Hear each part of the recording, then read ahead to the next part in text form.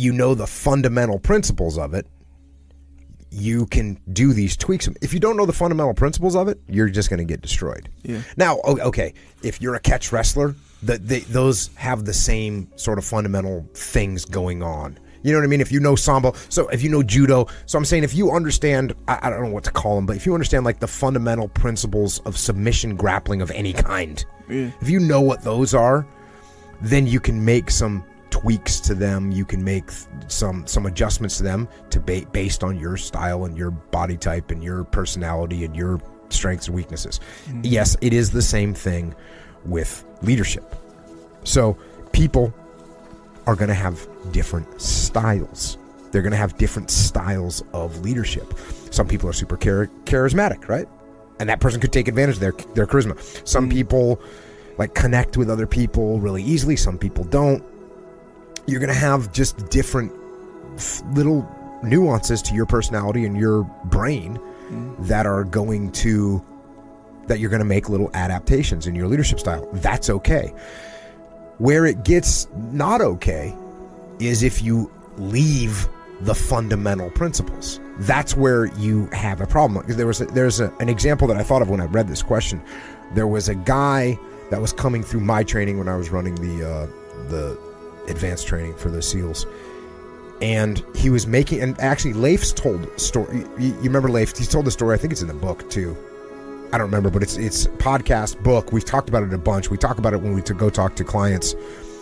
Leif tells the story about how he was trying to give commands over the radio, and no one's doing anything because it's ineffective to give commands in the radio when there's a lot of machine gun fire and all this stuff going on. So I said, hey, Leif, use verbal commands. And he kind of like looked at me like I was crazy, and I said, hey man, just give it a try. He did it. It worked.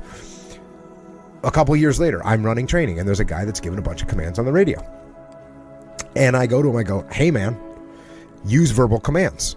And he's like, what do you mean? And I'm like, yell at everyone so they know what it is you want them to do. They can't hear you on the radio. There's a lot of stuff going on. And he goes, I don't lead that way. That's what he said to me. I don't lead that way. And, they just got destroyed. Because, in I don't know if he thought like, hey, look, I'm not going to yell. I wasn't telling him to yell at his people. I was telling him like, yell the verbal commands. And he wouldn't do it. And they just got annihilated all the time. And he ended up not doing well as a leader because he was breaking the fundamental principles of combat leadership, like simple, clear, concise commands that everyone understands. And if they don't understand it, whose fault it is? It's yours. And if you're talking on the radio, giving these complex orders, people aren't going to understand what to do. But if you give them the standard operating procedure maneuver command, peel right, that's going to get passed and everyone's going to do it.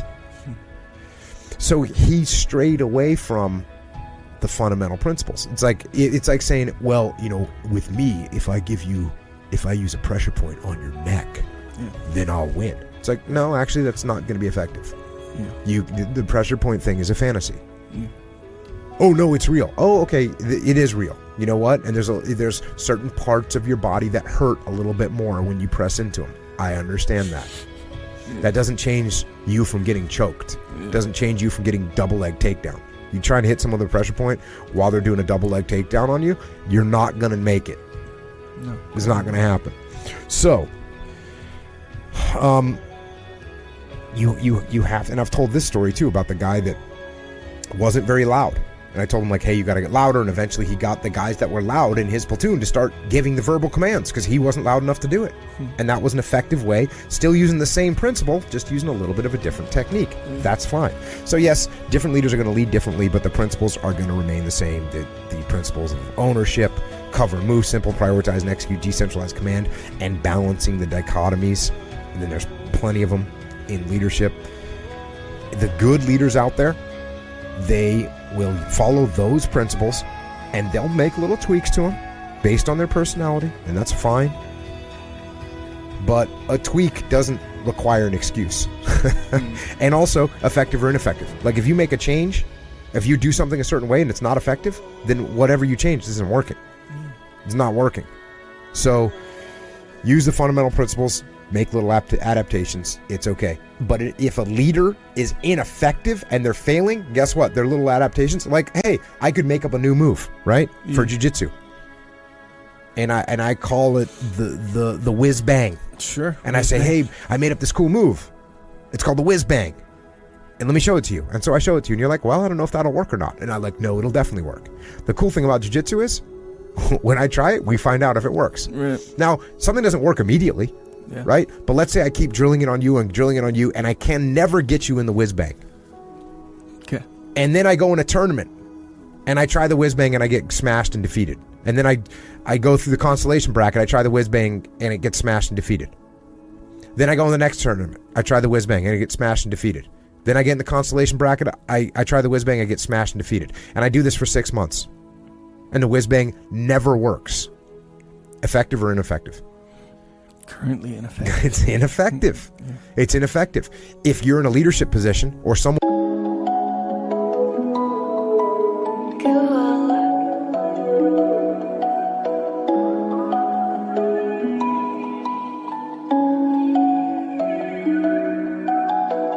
Is it?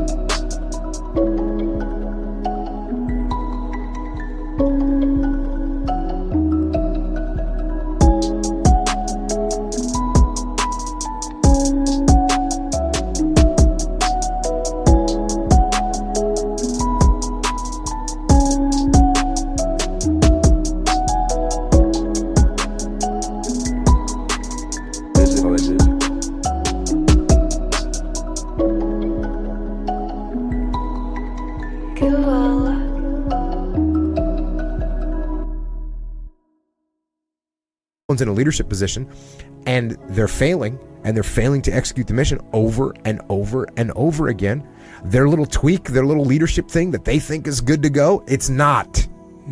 It's not good to go. And it probably, in fact, I'll tell you, it violates one of the fundamental principles of combat leadership. And if you can identify which one of those things it's violating, you can get them to clean it up and fix it. Yeah. Makes sense. So there you go. Whiz bang. Don't try it. Don't try the whiz bang. I don't know though. I mean, these jiu-jitsu moves, you know how like guys will like bust out moves. Man, I don't know. It's this endless thing with jiu-jitsu moves. New moves come out. Yeah, and you won't hit a move 100% of the time, and you definitely won't hit it when you first start doing it. It's going to be hard. How many arm locks do you think you put on someone before you made someone tap? In the beginning, you probably did 50 arm locks before you got someone to tap. Yeah, probably more. Yeah, maybe even more. So that doesn't mean after the first 49, it's ineffective. I'm not going to do it. Yeah. The big difference is an arm lock is a proven known entity. Yeah. Cover and move is a proven known entity. Yeah. Simple is a proven known entity. Prioritize and execute is a proven known entity. Yeah. Extreme ownership is a proven known and decentralized command is a proven. It's like an arm lock. It's like a choke. That's why when some people say to me, "Oh well, my boss doesn't like extreme ownership." Yeah. You know, I know what's happening. Like the boss's ego is offended because there's somebody telling them a different way to lead. No, it's like, what do you believe in? I don't believe in extreme ownership. Oh, I believe in placing the blame on other people. That's how I lead. Yeah. That's completely ridiculous. Everybody knows that's ridiculous. Yeah. It's completely ridiculous. Cover and move. I don't believe in cover and move. Oh, so you just like your other team members to go and take care of themselves and you take care of yourself. How does that work? Don't work. It doesn't work. Yeah. I don't like to keep things simple. No, I like to make things so complicated that people don't understand what I'm talking about.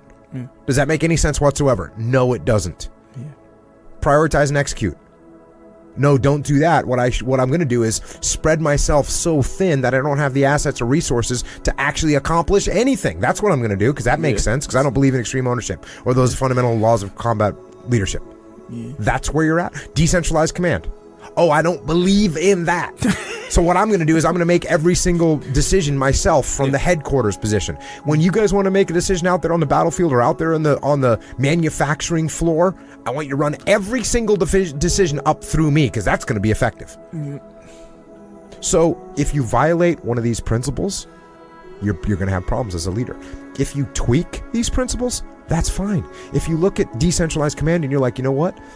I know that the normal kind of span of control is 5 people. I can handle more than that. I can handle 9, and you step it up. That's tweak. That's okay, right? That's fine. If you when you prioritize and execute, hey, the way I prioritize and execute, and this is the truth, the way I prioritize and execute isn't I look at my number one problem and I only focus on that one. I assign somebody to my number one problem, and I say, hey, Bill, go handle that room over there. It's a problem. And then I look at Mike and say, hey, Mike, get the rest of this hallway cleared. So I'm actually handling 2 things, but I give Bill the priority. So that's a tweak. I'm using assets. That's fine. So sometimes, yes, you got to make these little adjustments. Everyone's got a different leadership style, but you don't violate the principles of leadership.